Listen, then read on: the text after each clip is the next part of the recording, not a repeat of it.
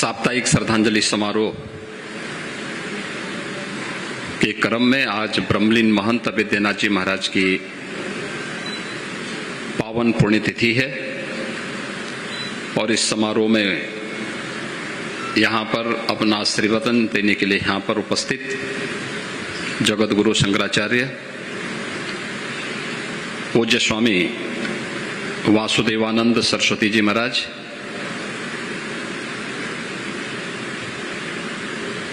दिगंबर खड़ा अयोध्या से पधारे श्री महंत सुरेश दास जी महाराज, रोहतक हरियाणा से पधारे हमारे माननीय सांसद श्री महंत बालकनाथ जी महाराज, सुग्रीव किलाधीश अयोध्या धाम से पधारे जगत गुरु रामानुजाचार्य स्वामी विश्वेश प्रपन्नाचार्य जी महाराज,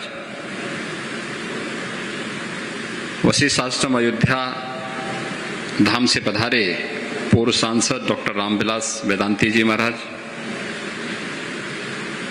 नेमी सारण्य से पधारे स्वामी विद्या चैतन्य जी, कटाकुटिया से पधारे महंत शिवनाथ जी, बड़ौदा गुजरात से पधारे महंत गंगादास जी, नागपुर महाराष्ट्र से पधारे स्वामी जितेंद्र नाथ जी, अयोध्या धाम से पधारे स्वामी राम दिनेशाचार्य जी महाराज, कच्छ गुजरात से पधारे योगी देवनाथ जी, महंत कमलनाथ जी, अन्य पूज्य संतजन, हमारे सभी माननीय जनप्रतिनिधिगण, विभिन्न सामाजिक सांस्कृतिक संगठनों से जुड़े हुए सभी उनके पदाधिकारीगण,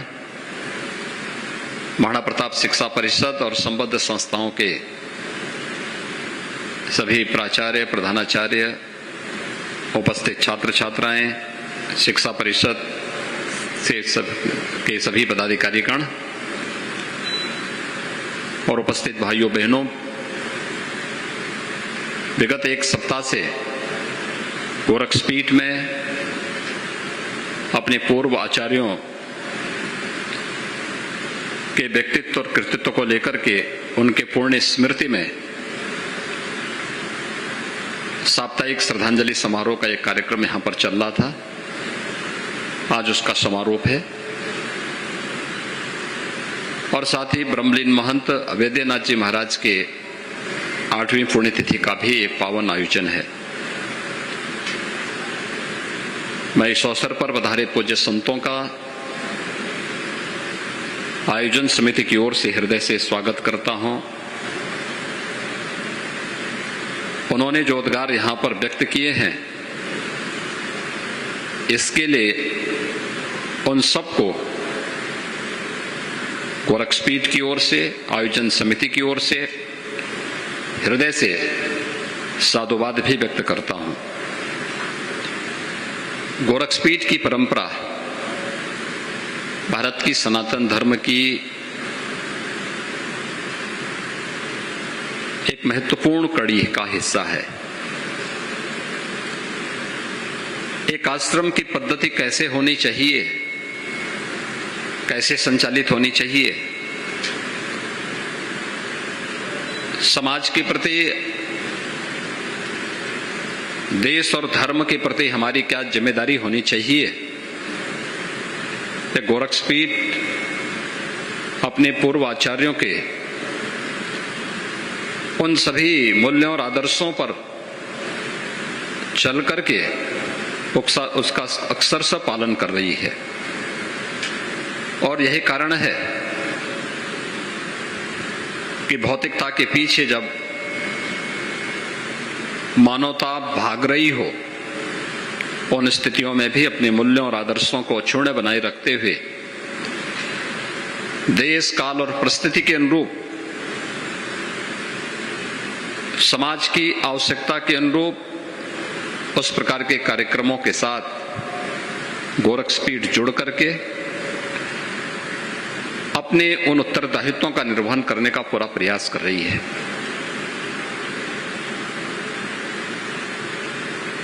आप अनुमान कर सकते हैं कि एक धार्मिक पीठ आजादी के पूर्व जब ये देश पराधीन था तब शिक्षा की अलख जगाने के लिए अपने सीमित संसाधनों से इस अभियान के साथ जुड़ता है। आजादी के पूर्व देश की आजादी के लिए उस समय की आवश्यकताएं क्या हैं? पूज्य संतों ने उस कालखंड में अलग अलग क्षेत्रों में देश के अलग अलग भूभाग में आंदोलन को कहीं न कहीं नेतृत्व देने का काम भी किया और उसमें बढ़ चढ़ करके भागीदार भी बने। गोरक्षपीठ भी उससे कभी अपने आप को वंचित नहीं रखा, क्योंकि पराधीनता तो देश की है, धर्म भी उस पराधीनता के दंश को झेल रहा था,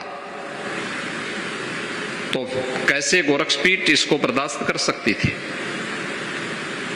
लगातार उस कालखंड में भी गोरक्षपीठ इस अलग के साथ, इस अभियान के साथ जुड़कर के अलग जगाने का कार्य कर रही थी। और यही कारण है कि आजादी के पूर्व देश के स्वाधीनता आंदोलन में बढ़ चढ़ करके भाग लेने का कार्य का अभियान रहा हो, या आजादी के बाद राष्ट्र निर्माण के उस प्रवर्तमान अभियान को एक नई गति देने का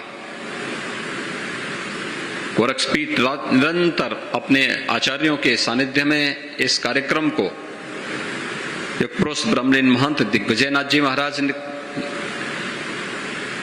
युगपुरुष ब्रह्मलीन महंत वैद्यनाथ जी महाराज का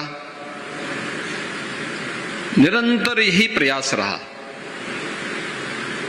कि हमें देश कालोचित समाज के अनुकूल, युग के अनुकूल अपने आप को ढालना होगा और उसके अनुरूप देश और धर्म की रक्षा करने के लिए उस प्रकार के अभियान का हिस्सा बनना भी पड़ेगा। आज जो कुछ भी हम सबके सामने है, ये सब इन पूर्व आचार्यों की ही कृपा, उनके सामर्थ्य, उनकी साधना और उनकी सिद्धि का ही परिणाम है। शिक्षा के क्षेत्र में हो, स्वास्थ्य के क्षेत्र में हो, सेवा के चलने वाले विभिन्न प्रकल्प हो, या फिर साप्ताहिक इस श्रद्धांजलि कार्यक्रम में देश और समाज से जुड़े हुए ज्वलंत मुद्दों पर गोष्ठी के कार्यक्रमों के साथ जुड़ना। एक धार्मिक पीठ अपने आप को केवल अपने पूजा पद्धति तक सीमित नहीं रख सकती। हम देश और समाज की ज्वलंत समस्याओं से अपने आप को अलग नहीं कर सकते। धर्म कभी भी हमें देश और समाज से जुड़ी हुई ज्वलंत समस्याओं से पलायन करने के लिए आज्ञा नहीं देता है। हम अपने आप को उन चुनौतियों के साथ जूझने के लिए तैयार करें। समाज और राष्ट्र से जुड़ी हुई समस्या को अपनी समस्या माने, हमारे धर्म स्थलों को उसके अनुरूप अपने आप को ढालना पड़ेगा। समाज से जुड़ी हुई समस्याओं को लेकर के अगर हम पलायन करेंगे तो जन विश्वास को खोएंगे। राष्ट्र से जुड़ी हुई किसी चुनौती को लेकर के अगर हम मुंह मोड़ने का प्रयास करेंगे तो देश, वर्तमान और भावी पीढ़ी कभी हमें माफ नहीं करेगी। और यही भाव गोरक्षपीठ अपने पूर्व आचार्यों के सानिध्य में लेकर के निरंतर चला है। और आज भी आपने विगत एक सप्ताह के अंदर दोनों सत्रों में चले हुए विभिन्न प्रकार के कार्यक्रम उन सभी समसामयिक मुद्दों और मूल्यों की ओर समान का ध्यानाकर्षण करने का भी वह एक माध्यम बना है। एक सप्ताह के अंदर उन विभिन्न मुद्दों पर चर्चाएं हुई। वे चर्चाएं चाहे वह भारत के सांस्कृतिक आंदोलन से जुड़े हुए मुद्दे हों, श्री राम जन्मभूमि पर, भगवान राम के भव्य मंदिर निर्माण का कार्यक्रम, ये भारत के लोकतंत्र की और भारत की न्यायपालिका की ताकत का एहसास वैश्विक मंच पर कराता है।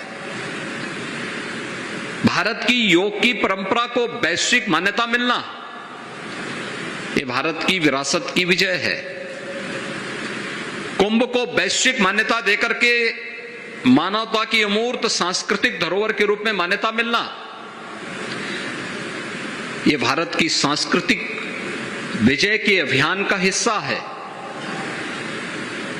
भारतीय नस्ल के गोवंश के संरक्षण की वकालत आज वैश्विक मंच पर होना, और जब मानवता विभिन्न प्रकार की बीमारियों से ग्रसित है,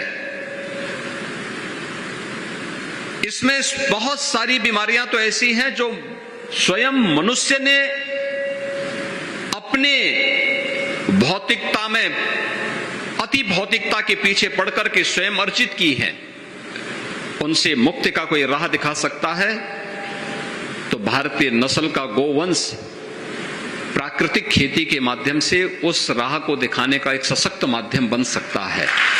और इस पर आज विचार किए जाने की आवश्यकता है, इस पर कार्य किए जाने की आवश्यकता है। इस दिशा में एक नए मंथन को आगे बढ़ाने की आवश्यकता है।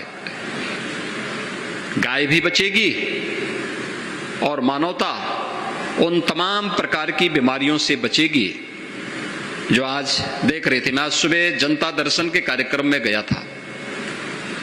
लगभग 300 से ज्यादा लोग जनता दर्शन में आए हुए थे और मुझे ज्यादातर मामले किस प्रकार के देखने को मिले। कैंसर के पेशेंट आए थे, किडनी खराब होने के वाले पेशेंट आए थे, किसी का लीवर खराब हो गया है, कोई हार्ट की बीमारी से परेशान है। गलती उनकी नहीं। जो कुछ हम खा रहे हैं, ये फर्टिलाइजर, ये केमिकल, ये पेस्टिसाइड, ये कहीं न कहीं जिसका इस्तेमाल खेती बाड़ी के लिए खेती के लिए किया जा रहा है, ये डायरेक्ट नहीं इनडायरेक्ट तो हमारे अंदर ही भोज्य पदार्थों के रूप में जा रहा है और फिर एक समय वही बीमारी बनकर के इतना विभत्स रूप लेता है। स्वच्छता अभियान भारत का इतना अच्छा अभियान बना, इसने न जाने कितने लोगों के जीवन को बचाने का काम किया। हमें हर एक उस अभियान की कीमत को समझना भी पड़ेगा। आज से पहले 2017 के पहले इस सीजन में पूर्वी उत्तर प्रदेश में मस्तिष्क ज्वर से हजारों मौतें होती थी। आज बीमारी नियंत्रण में है। ऐसा नहीं कि बहुत कुछ प्रयास अलग से किए गए हों, नहीं, पब्लिक अवेयरनेस का कार्यक्रम, जनता को जागरूक करना, जनता को स्वच्छता के साथ जोड़ने का कार्यक्रम, थोड़ा भी प्रयास हुआ। शासन प्रशासन उस अभियान के साथ जुड़ा और जनता ने उसमें बढ़ चढ़ करके भाग लिया। परिणाम है कि जहां 1200-1500 मौतें जिस पूरे सीजन भर में होती थी, आज उस मौत को हम लगभग 0 तक पहुंचाने में हम सफलता की ओर अग्रसर हुए हैं। 40 वर्ष में पूर्वी उत्तर प्रदेश ने 50,000 मासूम बच्चों को खोया है। 1977 से लेकर के 2017 तक आखिरी मासूम बच्चे इसी समाज की धरोहर थी। क्या गलती की थी उन लोगों ने? लेकिन अव्यवस्था के शिकार हुए थे वे सब। शासन के पास फंड था, लेकिन उसका उचित नियोजन होना है। समाज को जानकारी नहीं थी कि जो बीमारी हो रही है, ये बीमारी का कारण क्या है।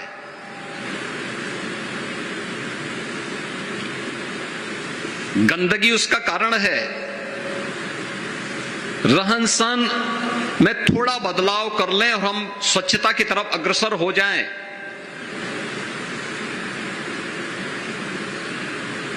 तो हो सकता है उन सब बच्चों को भी उस समय बचाया जा सकता था,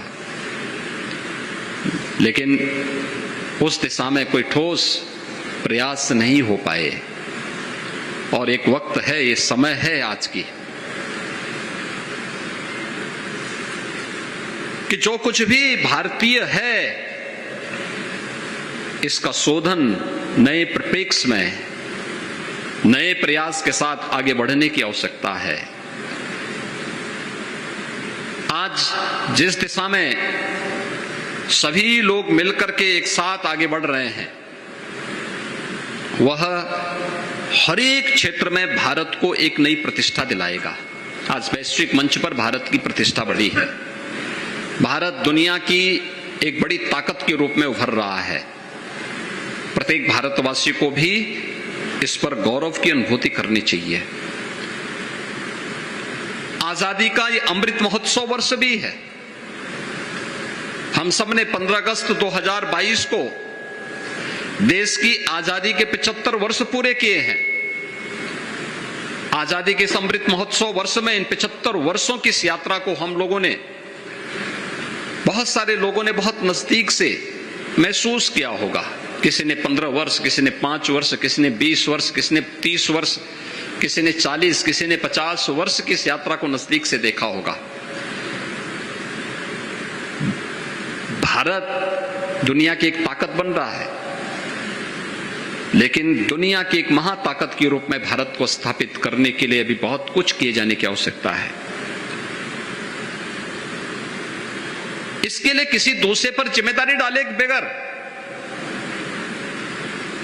प्रधानमंत्री मोदी जी ने 15 अगस्त 2022 को लाल किले की प्राचीर से देश को कुछ महत्वपूर्ण मंत्र दिए थे। पंच प्रण भी उसी का एक हिस्सा है।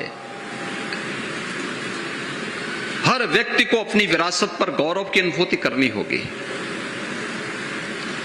कृतज्ञता ज्ञापित करना अपने पूर्वजों के प्रति, अपनी परंपरा के प्रति, यह भी उसी का हिस्सा है।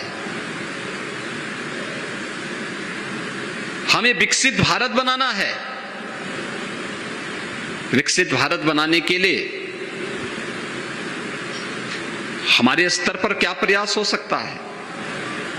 हर व्यक्ति जो जिस क्षेत्र में कार्य कर रहा है,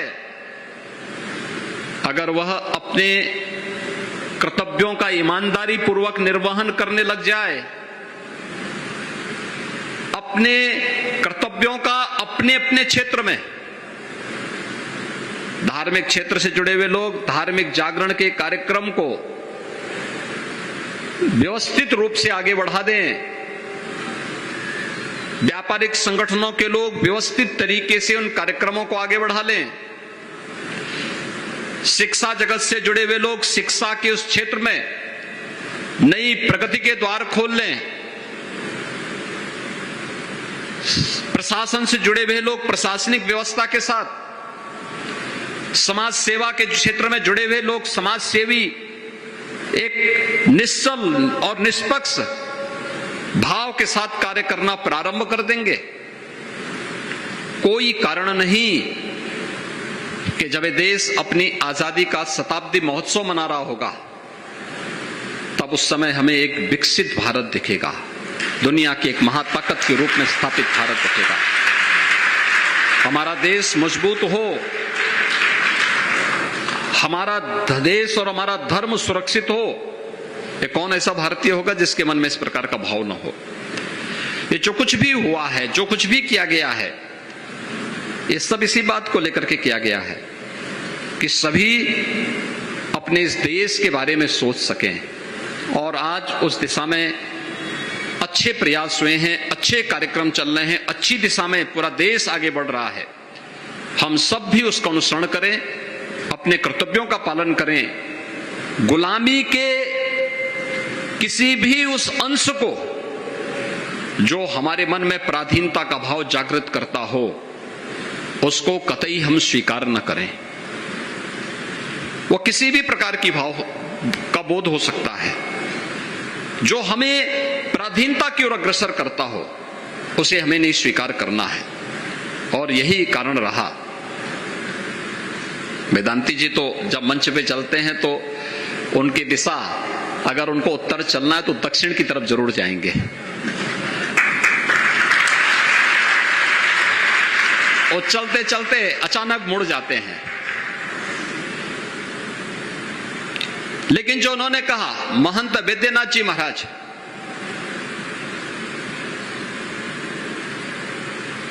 गोरक्षपीठ की परंपरा के अनुरूप उन्होंने राम जन्मभूमि आंदोलन के नेतृत्व को भी स्वीकारा था। गोरक्षपीठ के आध्यात्मिक और सांस्कृतिक अभियान के साथ ही शैक्षिक और स्वास्थ्य के क्षेत्र में किए जाने वाले इस अभियान को भी उन्होंने एक अपना हिस्सा बनाया था। आश्रम की व्यवस्था कैसे होनी चाहिए, गोरक्षा का कार्य भी होना चाहिए, संस्कृत अध्ययन का कार्यक्रम भी चलना चाहिए, स्वच्छता का मानक कैसे हो सकता है। गोरक्षपीठ में स्वच्छता के उस मानक को आपने आज से नहीं, पहले से ही आप देखते रहे होंगे। ये सभी मुझे लगता है हम सबको अपने जीवन का हिस्सा इसको बनाना पड़ेगा। हम सबको इस दिशा में आगे बढ़ना पड़ेगा। आज के इस अवसर पर विगत एक सप्ताह से आप गोरक्षपीठ के आचार्य द्वय युग पुरुष ब्रह्मलीन महंत दिग्विजयनाथ जी महाराज और पूज्य महंत वैद्यनाथ जी महाराज के साप्ताहिक श्रद्धांजलि समारोह के इस कार्यक्रम के साथ जुड़े। मैं सबसे पहले पूज्य संतों का हृदय से साधुवाद व्यक्त करते हुए उन सब के प्रति कृतज्ञता ज्ञापित करता हूं कि उनका आशीर्वाद और उनका सानिध्य प्रतिवर्ष इस कार्यक्रम को और इस कार्यक्रम के माध्यम से गोरक्षपीठ की संस्थाओं को और गोरखपुर की जनमानस को प्राप्त होता है। मैं इसके लिए उन सब के प्रति हृदय से साधुवाद व्यक्त करता हूं। विभिन्न संगठनों और संस्थाओं को जो इस पूरे कार्यक्रम के साथ जुड़ करके उसे और भी रोचक बनाते हैं, उन सभी पदाधिकारियों को, महाराणा प्रताप शिक्षा परिषद के पदाधिकारी हैं, महाराणा प्रताप शिक्षा परिषद से जुड़ी हुई संस्थाएं हैं, गोरखपुर की विभिन्न सामाजिक सांस्कृतिक व्यापारिक संगठन हैं, उन सबको भी मैं हृदय से धन्यवाद देता हूं कि उनके द्वारा इस पूरे कार्यक्रम के साथ जुड़ करके छात्र छात्राओं को अनेक रोचक प्रसंगों पर जानकारी लेने का एक अवसर प्राप्त होता है। क्योंकि जिन मुद्दों पर यहां चर्चा होती है, अगर थोड़ा भी हमारे छात्र छात्राएं उन सबको, उन विषयों को नोट कर लें तो उनको किसी भी कंपटीशन में पार लगाने में ये सभी विषय जो होते हैं, जो मुद्दे यहां पर होते हैं, संगोष्ठी के मुद्दे होते हैं, उनके एक सामान्य ज्ञान के लिए ये बहुत निर्णायक भूमिका का निर्वहन कर सकते हैं। और इसीलिए प्रयास किया जाता है कि अलग अलग गोष्ठी के आयोजन के साथ अलग अलग संस्थाएं जुड़ें, उन कार्यक्रमों के साथ जुड़ें। देश और समाज से मुंह मोड़ करके हमारी शैक्षणिक संस्थाएं कभी अपने भविष्य की योजना नहीं बना सकती। उनके साथ उन्हें जूझना पड़ेगा, उनके अनुरूप अपने आप को खड़ा करना पड़ेगा। और उसी अभियान का हिस्सा एक कार्यक्रम बना हुआ है।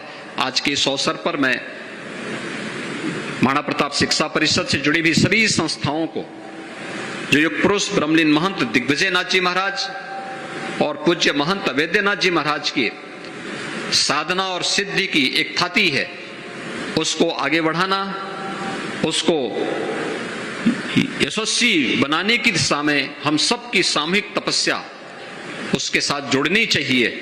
और क्या कुछ हो रहा है देश और दुनिया में, उसको भी हमें इसके साथ जोड़ने का प्रयास करना ही होगा।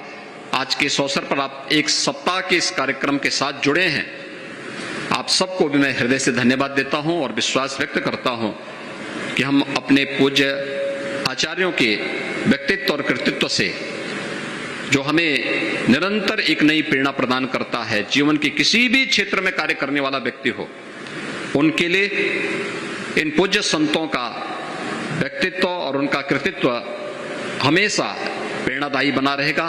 इस विश्वास के साथ मैं अपने पूज्य गुरुदेव ब्रह्मलीन महंत वैद्यनाथ जी महाराज की 8वीं पुण्यतिथि पर उनका पुण्य स्मरण करते हुए, उनके श्री चरणों में नमन करते हुए, गोरक्षपीठ और सभी संबद्ध संस्थाओं की ओर से उन्हें विनम्र श्रद्धांजलि अर्पित करते हुए आप सबको मैं हृदय से साधुवाद देता हूं। धन्यवाद। जय हिंद।